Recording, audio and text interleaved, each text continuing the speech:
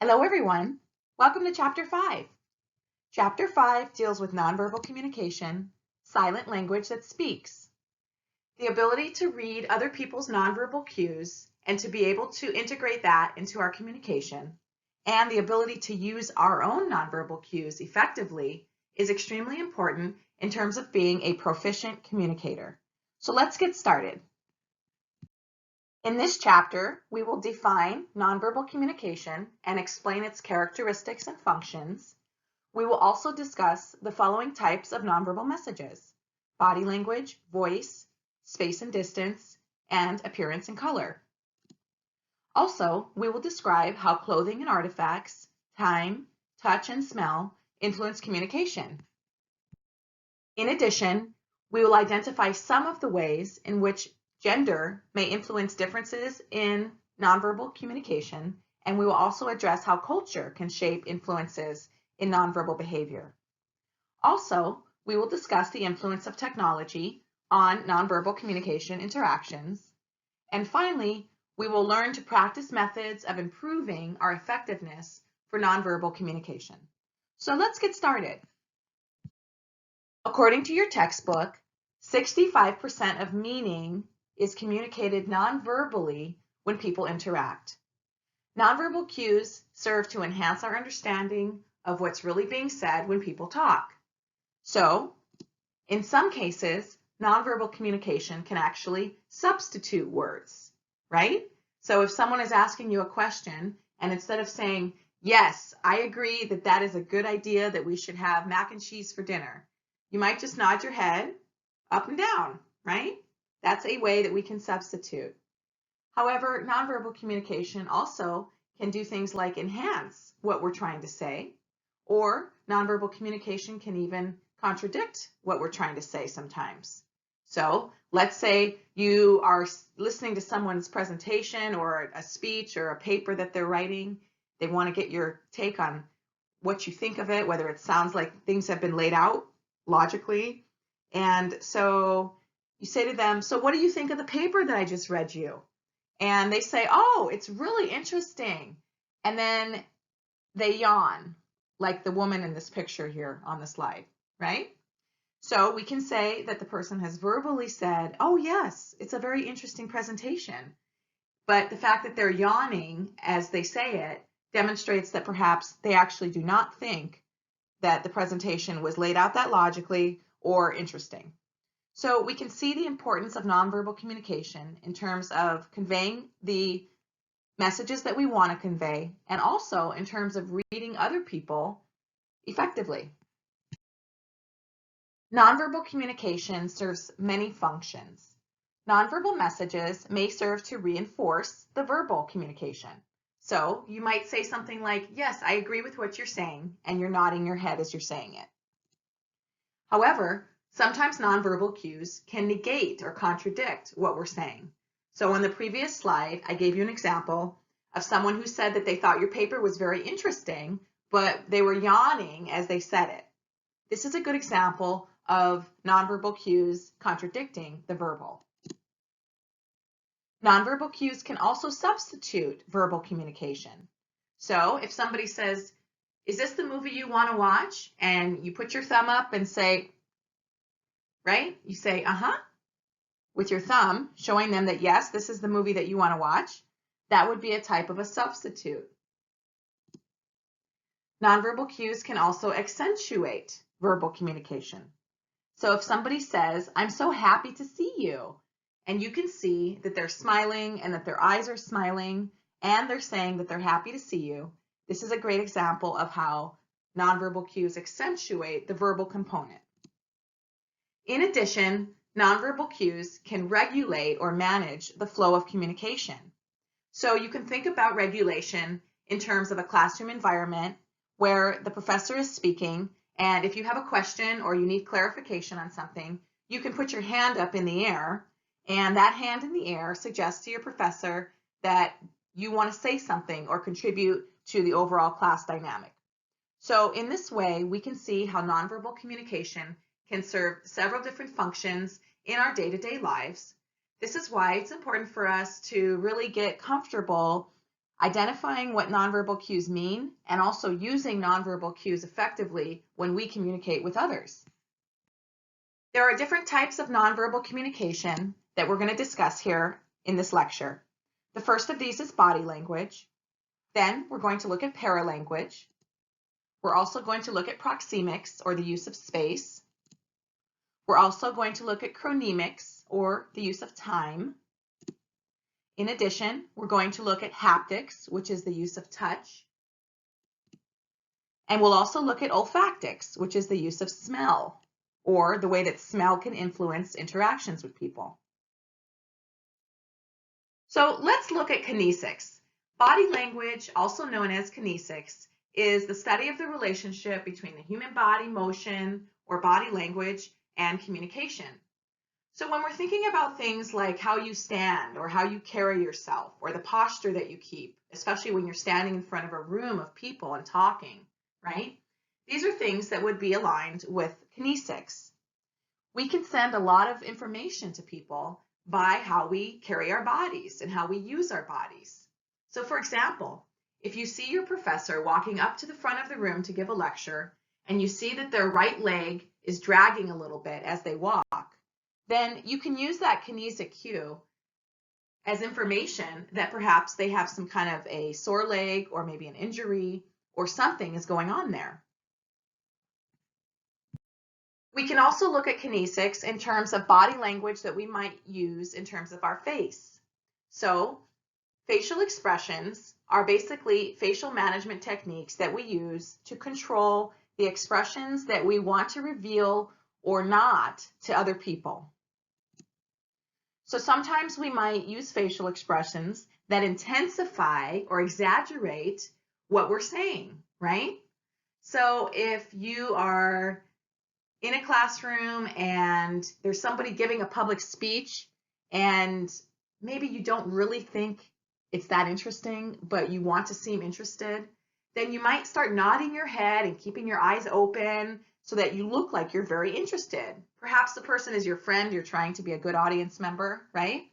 So we might intensify or exaggerate certain types of nonverbal facial cues in order to influence how people see us. We might also de-intensify.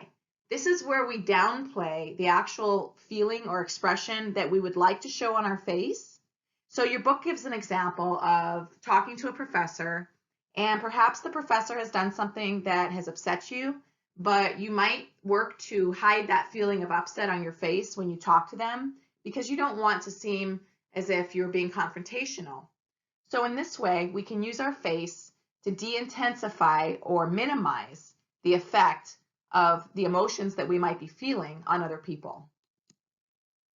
We might also just neutralize or completely avoid showing any kind of facial expression at all. Your book talks about the fact that males in general tend to use more neutralizing facial expressions, especially when they feel afraid or sad. So this is very interesting in terms of gender and how gender can shape the different types of emotions that people feel comfortable expressing. We might also use masking. Masking is where we replace the feeling that we actually are having with a facial expression that makes it look like we're feeling something else. So you might be talking with one of your in-laws or somebody that perhaps you've had some conflicts with, and you're sitting there having a conversation and they're telling you something that you really don't want to hear, but instead of showing them that you're annoyed by scrunching up your face and showing your mouth in a weird expression, maybe frowning, you mask it or you replace it, and instead you keep your eyes open, you try to keep a smile on your face as if, oh yes, I understand, oh yes, I'm listening, right? So in this way, we can use facial expressions to manage the way that other people perceive us and our communication interactions. Now, there's a whole nother body of literature that we really are not going to get into very much in this course because this is an overview course, but there is a whole body of literature that deals with the process of micro-expressions. And if you want to look into it more, I suggest that you can do some research. There are also some books that I could suggest that you might look up if you're interested.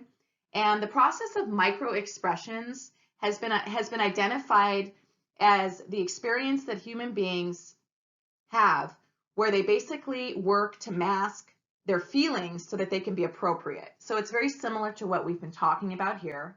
However, what's interesting about micro expressions is that micro expressions are the first facial emotions that we see on people's faces following a message that might be delivered. And the thing about micro expressions is they happen extremely quickly after you hear something or once you're listening to somebody say something. So a micro expression usually happens within about a half of a second to a second or two after you might hear a message. And what's very interesting about humans is that over the course of our development, we learn how to respond to people's messages so that we look as if we're being more agreeable or that we agree with them or that it's not a negative response. So there's a whole wealth of literature that deals with the different types of micro expressions that people may have and what they mean in terms of actual feelings. So for example, one micro expression that I have researched about and looked at that is discussed in the literature deals with the facial marker of contempt or anger. And it's a very slight marker that you'll see when people pull up one side of their mouth, right? So it's not a full-on smile, and it's only usually taking place on one side of the mouth. And so if somebody says something to you and you immediately see them pull up one side of the mouth as if they're sort of just kind of, it's dimpling just the one side, what that often means is that they disagree with what you're saying or they do not like what you said. Another type of facial body language that people use that's interesting is the use of the tongue. So a lot of research has found that when people push their tongue out after you say something, what that really means is that they're trying to push the information away from them and they don't actually like what you just said. So all of this stuff is very interesting. And I have a few books here that I'm going to mention if you want to look up more details about this. Just one second while I grab them. There's one book that's a very thorough assessment of microexpressions, and it was written by Paul Ekman and Erica Rosenberg. It's called What the Face Reveals, and it's basic and applied studies of spontaneous expression using the facial action coding system, which is basically a coding system that researchers have developed to look at microexpressions and the use of it in human communication. Another book that I could recommend, which is a little less rigorous, that's actually more, hands-on with pictures and things like that, that will really help you learn to identify these microexpressions, is called Unmasking the Face. I have the soft copy or the soft version, but this is by Paul Ekman and Wallace Friesen. It's a guide to recognizing emotions from facial expressions. So microexpressions are very interesting. Generally speaking, microexpressions cross-culturally tend to be the same, and they tend to talk about 5 or 6 universal emotions that people experience and what those emotions look like on people's faces in terms of the microexpressions before they actually work to try to mask or neutralize these different feelings. So universal human emotions deal with things like happiness, sadness, fear, surprise, anger, and disgust. So I encourage you, if you're interested, to look into this idea of microexpressions a little further. I've definitely spent enough time talking about it, but suffice to say, if you learn how to read people's facial cues effectively or body language effectively, you will be a better communicator. And in fact, this is such an important area that many organizations nowadays are actually training their employees to be able to recognize these different micro facial expressions and different body language cues so that they can see what somebody is saying before they even say it, right? Because if you can assess what people are thinking and feeling even before they formulate a disagreement to you, then you can be more effective in sales or in teaching or in corporate interactions or any kind of communication dynamic you might find yourself in. We can also look at the use of facial expressions in terms of eyebrows, how people use their eyebrows. Typically, if you have your eyebrows going up, that indicates interest or surprise or potentially disagreement. We can also look at eye behavior. So typically speaking, making eye contact is a good thing to do, especially in professional and personal relationships. However, you don't want to make too much eye contact because if you violate the norms for how many seconds you should be looking at somebody, then you can come across as a little bit strange or as weird, right? Or people may wonder what you're trying to do. And this is a really interesting thing to think about cross-culturally because sometimes people from different cultures have different perceptions of what kind of eye contact is considered to be respectful and appropriate. I talked on a previous lecture about the fact that in the Western culture, making eye contact is something that is seen as showing respect and attention, whereas in African American culture or in some Asian cultures, making sustained eye contact is something that is seen as confrontational and disrespectful. So these are things that we definitely want to be aware of, especially if people are not conforming to the eye behavior that we may expect. Another thing to think about in terms of facial expressions would be people who have different communication norms because of the fact that they might be on the autistic spectrum. So the autistic spectrum is a group of people that tend to have less expressions in terms of communication than people who do not fall somewhere on the spectrum. So people who are on the spectrum tend to perhaps not be able to decode nonverbal cues as well as other people who do not have that trait, or they may not show nonverbal cues as well, in addition to other types of traits that can influence communication. So it's just good to know that everybody brings their own orientation and their own perspective to the table. And just because someone is communicating differently than us doesn't mean that it's wrong or that it's incorrect. But what we should seek to do is seek to understand what that person's tendencies or norms are in general, and then we can adapt accordingly so that we can have good communication with people, even if we have different styles of facial or eye behavior. We can also think of this idea of civil inattention, which is the polite ignoring of other people so as not to infringe on their privacy. So if you go to a restaurant, for example, we all pretty much know that we should be, for the most part, looking at the people at our table. If you were to just sit there and start staring at the people next to you at the other table, that would be perceived as very strange and as sort of a violation of nonverbal norms. So it's good to be aware of all of these things as we move through this lecture on nonverbal communication.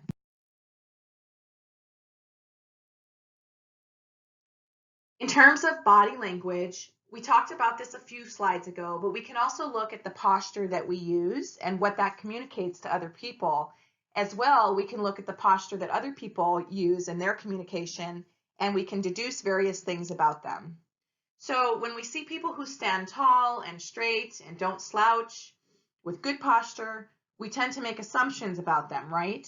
So we oftentimes might assume that they're confident and that they're strong and that they believe in what they're doing, or they know what they're feeling, competent in the task that they're doing at that moment, right?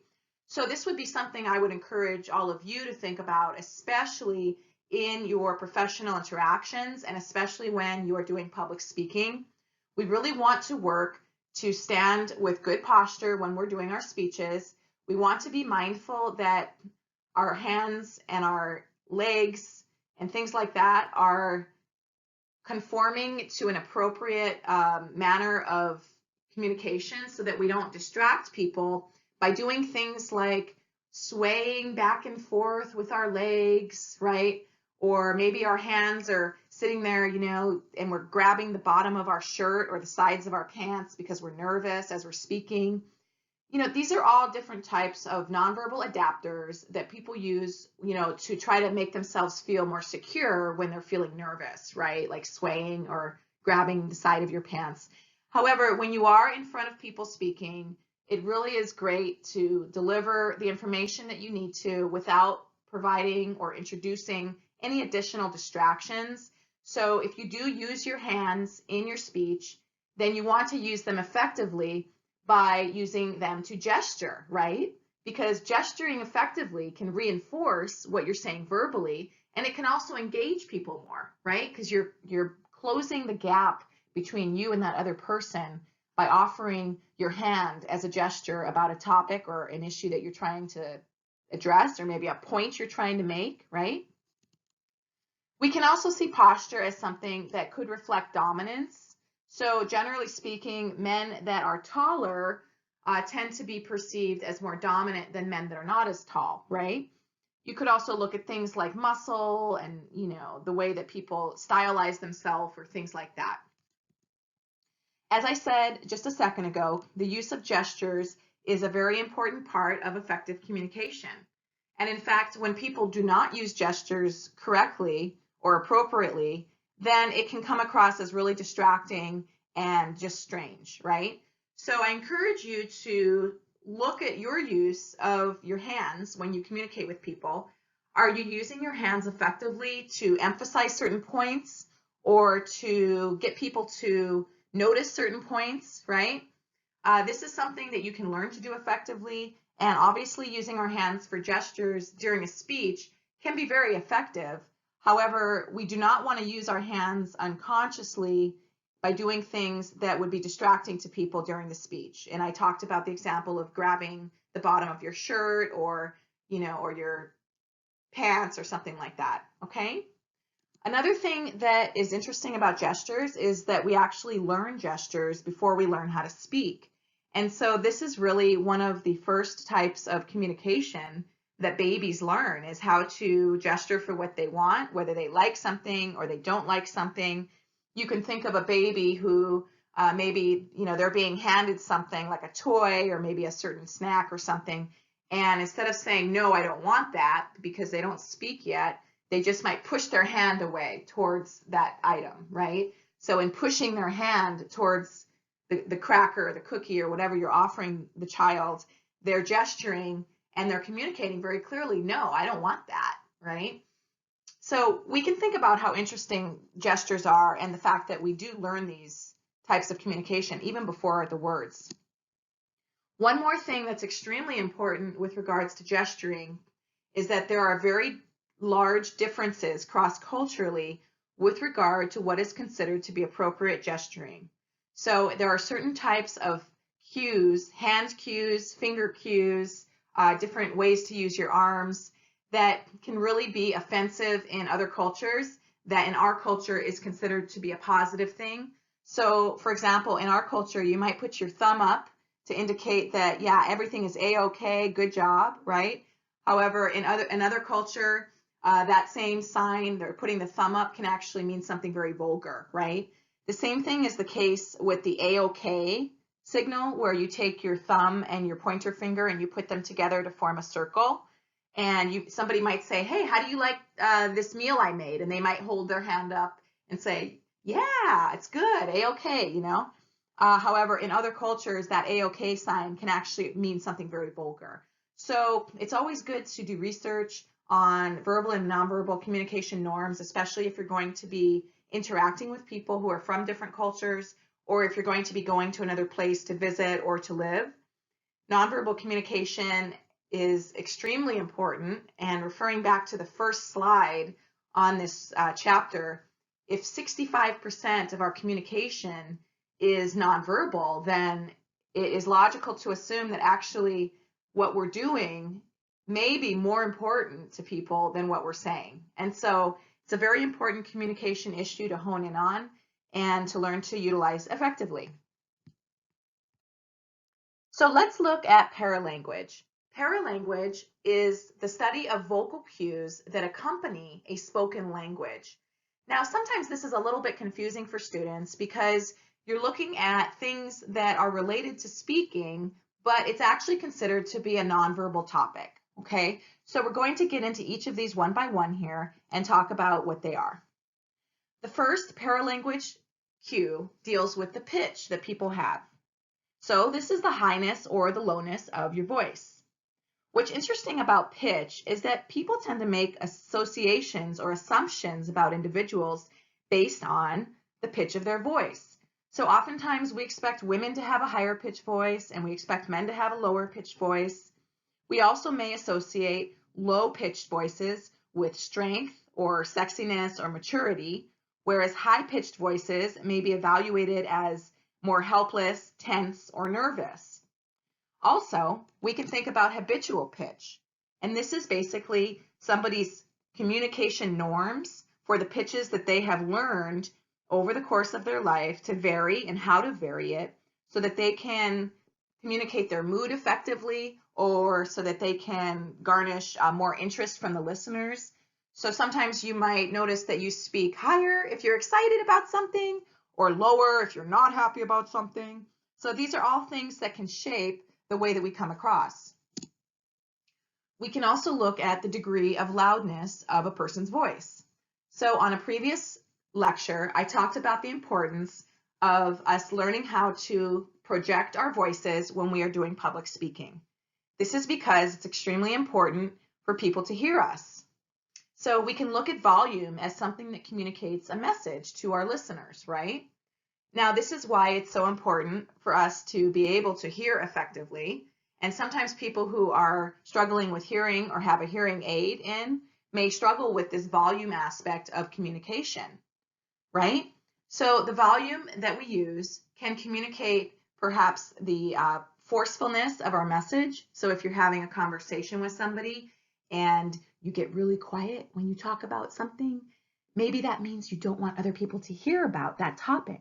But if you get very loud when you talk about it, maybe you really want to make sure the person who's listening is paying attention to your message.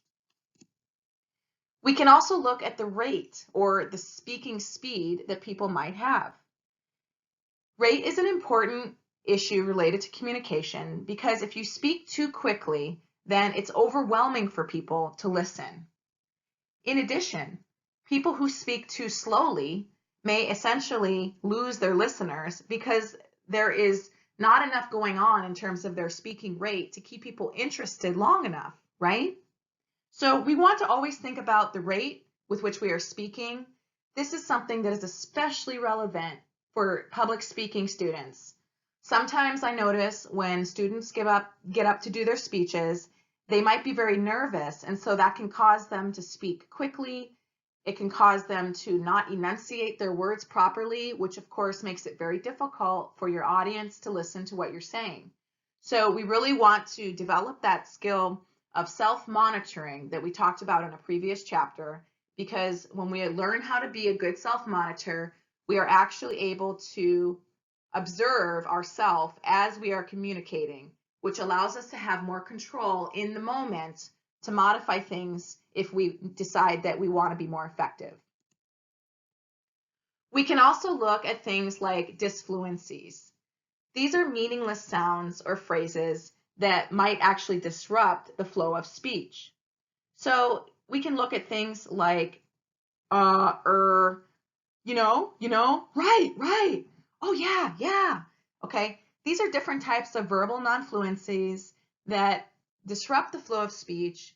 They also are related to the idea of powerless speech, which we talked about in the previous chapter. And powerless speech is when we use a lot of filler words or hedge words or tag questions or disclaimers or things like that. So we would always want to try to eliminate different types of non-fluencies because it means that we'll be more effective. And finally, the use of silence in our communication serves a very important function, right? And silence is the absence of paralanguage or verbal cues. You might actually use silence to emphasize certain points, right? You might get silent right before making an especially vital point in your presentation or in your communication, right? We might also get silent when we disagree with someone or we are upset with another person. However, silence can also indicate that we feel a lot of comfort with people, that we don't need to fill the space with words all the time. So using silence does not mean that we are not communicating. And that is something that's extremely important for us to take away from this lecture on paralanguage. We can also look at space and distance as it shapes communication. So proxemics is the study of the use of space. And as we all know, the way that people use space in their relationships with each other communicates a good deal about the quality of the relationship, the level of closeness that people share, and the overall type of relationship that people have. We can look at intimate space as defined as something that includes touching a person up to 18 inches away from another person. This kind of space is often reserved for our most close relationships. So this would be the relationships we have with our partners, or perhaps with our young children, or perhaps with family members when we give them a hug, right? We can also look at the personal distance. This is from 18 inches to 4 feet away from a person. So oftentimes the personal distance is reserved for people that we might be friends with, or perhaps co-workers or colleagues at work or things like that. The personal space implies that there is a relationship that is established, but it is not as close as the intimate space relationship. We can also look at space in terms of the social distance. Social distance includes 4 feet to 12 feet away from a person. So if you go to a party and you may be good friends with a few people, so perhaps the 2 people that you stand about 18 to 22 inches away from them, and the other people that you don't really know yet, you're standing farther away from, right? So using space communicates something, not just about the relationship that we have with people, but also the relationship that we want to have with people. We can also look at the public space, and that deals with 12 feet and farther. The public space would take place, for example, when you folks are giving a public speech in a classroom or in an auditorium or in any kind of other public forum. We also see that in public performances, such as theatrical or music performances, that we expect and notice that the public space is 12 feet and farther away from the audience and the performers. So in this way, we can look at how space can be used to convey the kind of relationship that people have, or the kind of relationship that people want to have or don't want to have with other people. We can also look at things like clothing and artifacts to better understand the way that personal adornments can shape the way that other people perceive us and also how we perceive other people. Artifacts and clothing can also influence the way that we ourselves behave when we are dressed in a certain way. So, as we all know, the way that people dress themselves or decorate themselves creates an image or a first impression. So it's interesting to think about this in terms of a classroom setting. Most of you have already had several classes.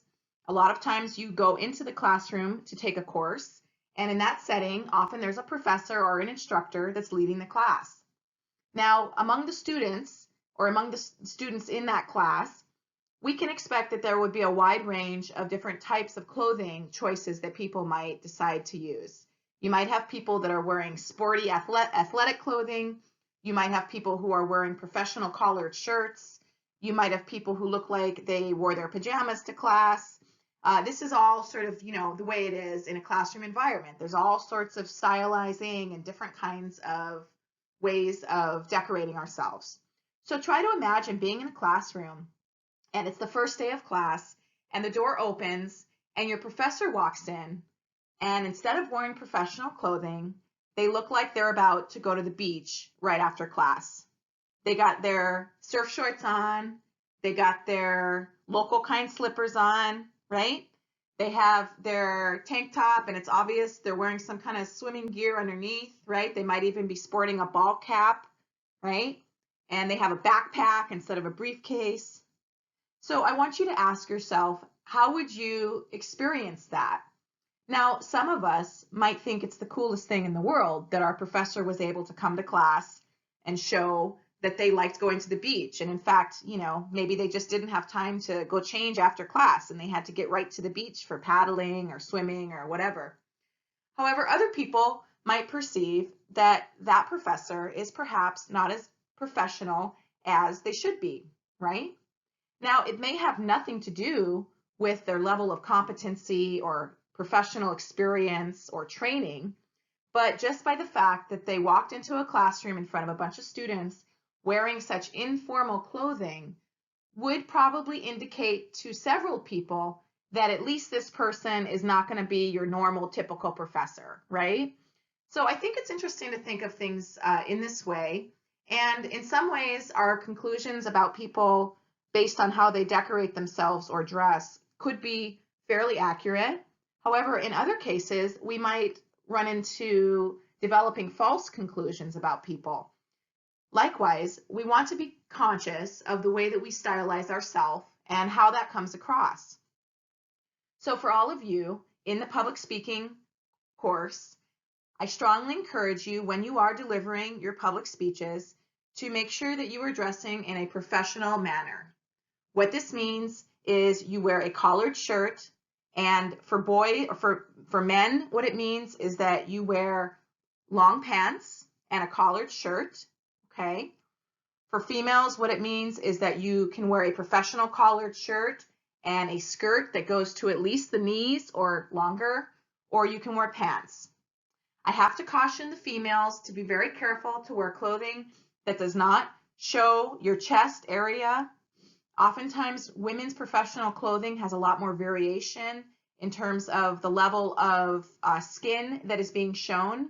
However, in general, you should always strive to wear a collared shirt that's extremely professional, that buttons up so that you're not showing more than you really should be showing, because it does influence the image that people take away, right?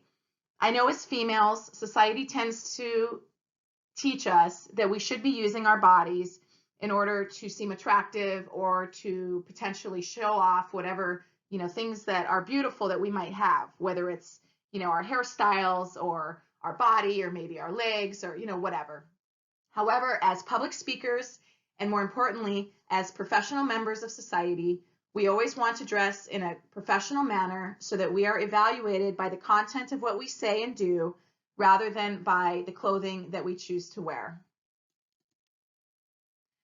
There is also research that shows that the way that we dress influences how we behave. So you can imagine how this might play out. For example, if you are dressing really professionally and you're at school and you're walking around and you're talking with your friends, versus if you're dressed really informally, ready to go to the beach, right? Perhaps the informal nature of the beach wear might actually cause you to communicate more informally with your friends than in a more professional way. Obviously, we are still the people that we are at the end of the day, regardless of what we wear, but it is interesting to note that the way we dress can influence how we behave. So in general, it's good to be aware of the fact that we tend to perceive of others and respond to them based on how they clothe themselves and based on how they decorate themselves. It's always good to be aware of this because we don't want to develop short-sighted conclusions about people just because we might have a personal reaction to the type of clothing that they're wearing. In general, we should always strive to get to know people for who they are and try our best not to judge them based on what they wear. On the other hand, you can tell a lot about what a person values and what their intentions are based on how they dress. So this is always something that's good to think about in terms of our own professional development and the way that we perceive others. We can also look at chronemics, or the study of the use of time. The use of time can communicate very valuable information to other people and to ourselves. So for example, how long that we wait for someone or something depends on the value that we place on that person and that interaction. It's quite common, for example, to go to a doctor's office and to be sitting there waiting 15 or 20 minutes after your actual appointment time to be taken into the room. This is because oftentimes the schedule gets backed up with more important people or more important cases of medical value. And so we also know that the doctor is the one who has the power to treat us for what we need to be helped with, right? So in this sense, we can see that as an example of how long we wait for something or someone, depending on the value that we place on them. Your book talks about a situation where now President Donald Trump actually was negotiating a real estate transaction with a group of Chinese millionaires who actually once made Trump wait for them close to an hour before they actually showed up to the agreed upon meeting place. So we can ask ourselves, given what we've learned about cultural differences and the way that other cultures may communicate things indirectly, do you think that that group of Chinese millionaires were communicating something to Donald Trump? It's definitely interesting to think about, and we can also think about our own behavior in terms of whether we leave people waiting for us when we're supposed to be meeting them somewhere. Are we perhaps unintentionally sending messages to people about their value by the fact that we are late for the appointments that we have for them? Likewise, it's always important for us to be on time for business or professional interactions because this communicates our level of professionalism, right? We can also think about our public speaking. It's always important to make sure that you're on time for a meeting, for your job, for a public speech, or for any kind of situation that's time specific. In general, we value what we wait for, right? And this is a tendency that we are taught from childhood on up, and it's something that's very interesting to think about. We can also look at our use of time, whether we tend to use time in a way where we're hurrying all the time, or if we tend to be more relaxed about time, whether we just kind of take our time doing things, we don't overfill our schedules so that we are hurrying. Maybe those of us who have gone through a lot of experiences in life have just decided that we refuse to rush anymore, right? Now, sometimes what that means is if you miscalculated the timing in terms of how long it's going to take you to drive somewhere and you know you're going to be late, then that means that we need to call and inform someone that something came up and we're going to be a few minutes late, right? And then in that way, we don't have to worry about hurrying as we drive because we've already informed them that we will be a few minutes late. But we can also look at different barriers to effectively using time. So in your textbook, they refer to a gentleman by the name of Alex McKenzie, and he wrote a book called The Time Trap. And Mr. McKenzie believes that there are several barriers to the effective use of time. One of these includes attempting too much. These are the people who take on too many projects at once, and then they're overwhelmed and they're rushing to get through things because they overestimated their ability to complete things. We might also have people who estimate time unrealistically. This is the process of not realizing how long a project will take, and what this causes is this means that then we have to end up rushing, right? Because we're not able to finish things on time. Generally speaking, I have learned in my life with professional and educational projects that things will always take longer than you expect them to take. So what that means is we should always start things early so that we have the extra time to edit our paper, to practice our speech, to get that business report done so that it's typo-free without errors, because all of these things influence perceptions of credibility and competence. We might also be people who procrastinate. These are the people who put things off and put them off, and then what happens is you don't actually have enough time to do something effectively. And then there are the people who allow too many interruptions when they're communicating with other people or doing things. So these are the people who let themselves get distracted by their telephone or by texting or by Facebook updates or by friends stopping by to talk, right? So these are all things that we can be conscious of in terms of ways that we can use our time more effectively to be more effective communicators, to be more professional in our business interactions, and also to be more competent. Because when we have enough time to do a good job with something, then it definitely shows on the receiving end and with the people who are consuming whatever that product or project is. Let's look at the study of touch, which is also called haptics. Generally speaking, all humans need to be touched and need to touch other people to feel like they are healthy individuals.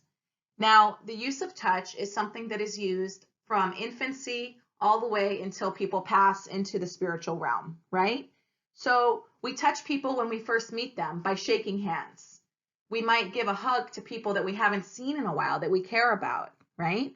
With your partners and the people that you love, you might give them a kiss on the cheek or a kiss on the lips or other things that people do in an intimate relationship, right? So we can think about haptics as something that's extremely important to effective communication.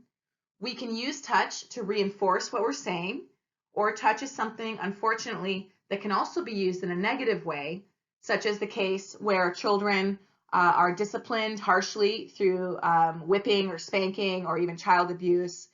We can also look at the study of violence in relationships as a type of a haptic issue, right? So unfortunately, touch is also used in a negative way and not just a positive way. But we should always strive to use touch in an appropriate, effective manner to help communicate the point that we're trying to get across to people. Likewise, we should try to tune into the kinds of touch that people are using or not using so that we can better understand what they're saying verbally by the haptics that are being involved.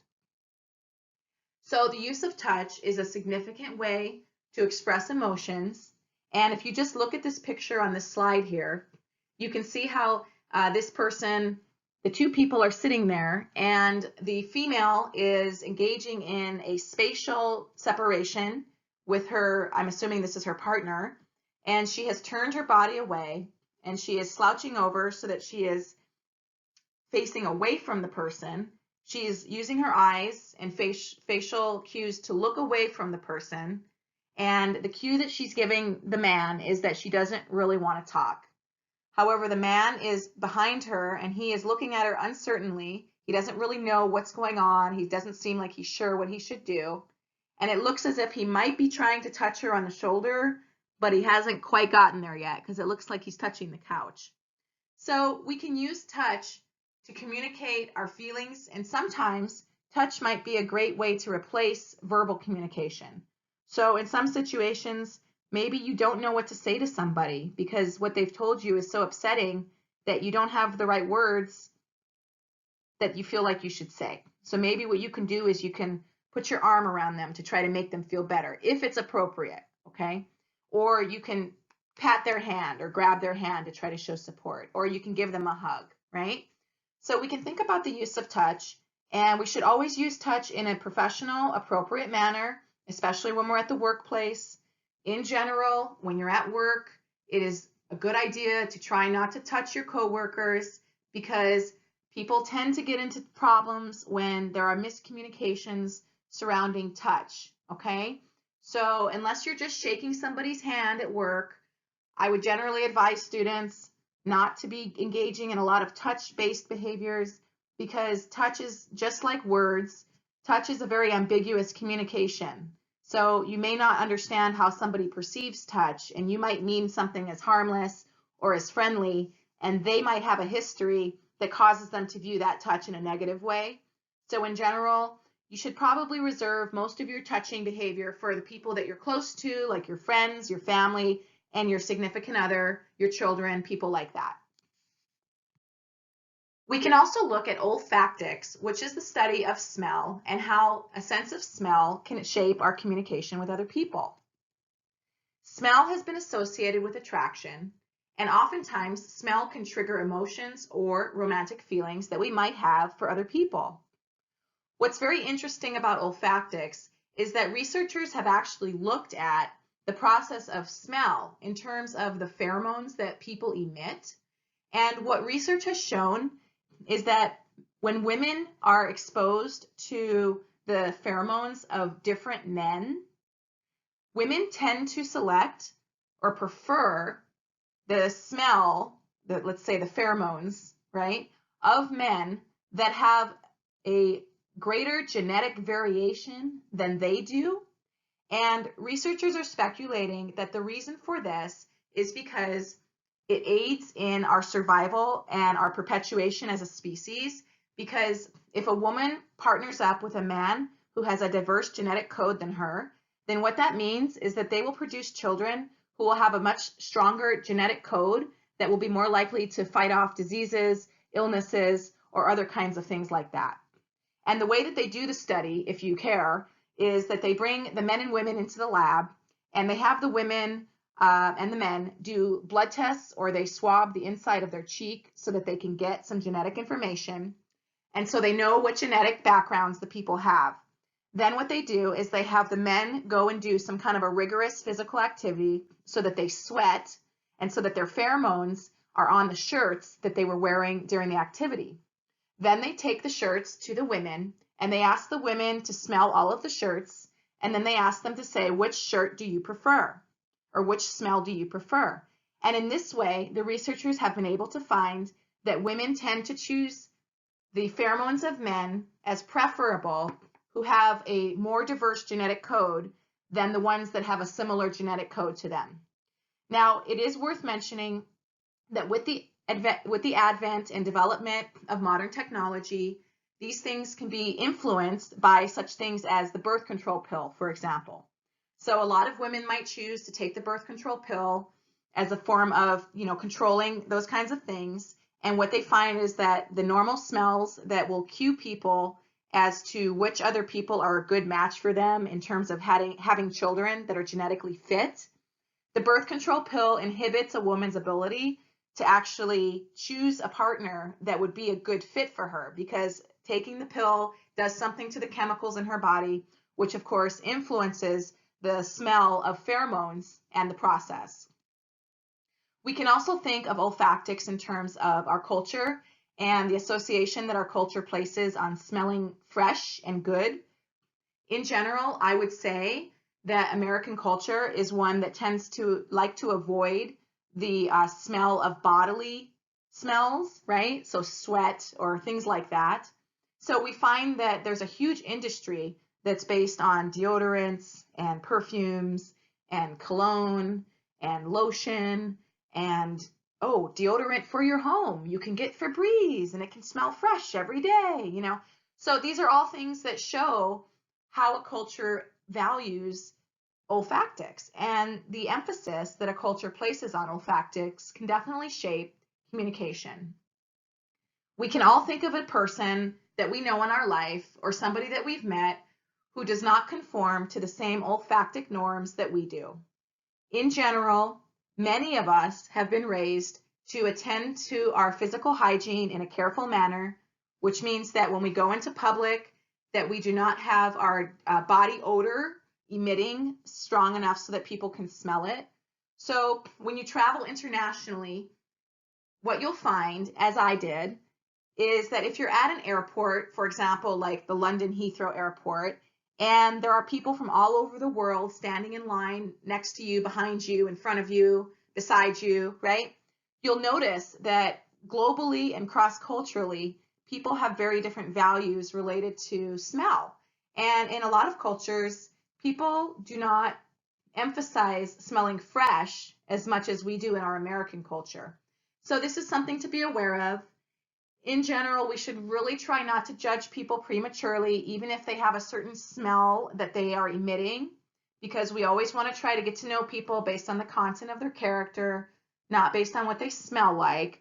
But it is good to be aware of this influence so that we can modify the judgments that we might have. And also, we want to always make sure that when we are in a professional setting, that we make sure that we are taking care of our personal hygiene so that our smell does not become a distraction, which can cause people to perceive us as less professional. In addition, smell also aids memory recall. This is very interesting to think about, but we can all think about certain smells that make us think of like walking into our grandparents' house, right? Like when I walk into a house and I smell coffee, I always think of walking into my grandmother's home, And then related to the coffee, of course, was, the delicious bacon that she would cook and the fresh orange juice that she would squeeze, from the oranges that were from the tree in the backyard. So all of these smells for someone like me aids in my recall of my experiences with my grandmother. It's a positive experience. I really enjoy having those memories and the time that I had with my grandmother while she was still alive. However, sometimes smells can cause negative reactions or negative memories to pop up. And so it's always important to be aware of different effects that smells can have, whether it's on our perceptions of wanting to get to know people or whether it's something that might influence us not to want to get to know people, but also to be aware that there are certain smells that may trigger certain memories in our life. And sometimes if that happens, that can be quite startling for people.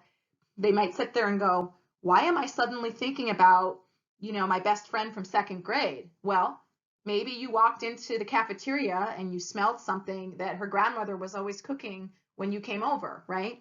So these things are all very interesting to think about. And in general, there is a lot of cross-cultural variation in terms of smells that are considered to be normal, positive, or negative. So it's good to be aware of all of these differences. There are several things that we can take away from this lecture in order to be effective with our nonverbal communication. One of the things we want to do is to always observe the communicator. Watch and listen to what people are saying, both verbally and non-verbally. This allows us to learn about a person's tendencies and their preferences so that we can modify or adapt our communication in order to be more effective. We can also observe the different types of body language that people use, and we can gain valuable messages about what they might be thinking or feeling based on how they use their bodies. So for example, if you see someone who slouches a lot and walks with a poor posture, you could assume that that person probably sits at a desk a lot of the time, which might cause some of their postural problems. But you might observe that their posture might also play an influence or might show you that they might feel insecure about something or unsure. We can also observe people's facial expressions and the way that they decorate their bodies, and we can learn things about people by learning to observe these types of body language. We can also listen for different vocal cues. We can listen for things like the pace of speech or the volume that people are using. And all of these different kinds of vocal cues help us to learn more about what people are really trying to say, both verbally and non-verbally. In addition, we can examine people's appearance, their clothing, the different artifacts or jewelry or other kinds of things that they might decorate themselves with, and the colors that they choose. I would probably caution you not to jump to any rigid or very fixed conclusions by just observing what people wear, because sometimes the way that people dress can be misleading, and so you don't want to develop a bunch of assumptions that are incorrect. However, taken in addition with all of the other body language, vocal, or facial cues that you can look at, examining the appearance can be very useful. In addition, we want to learn to observe the way that time, touch, and smell can influence our communication, and also what these things might communicate to other people about us. Finally, we always want to make sure that we modify our communication, both verbal and nonverbal, so that it is appropriate for the environment with which we are in. As I have stated on previous slides in this lecture, in general, in professional environments, we should keep our hands to ourselves.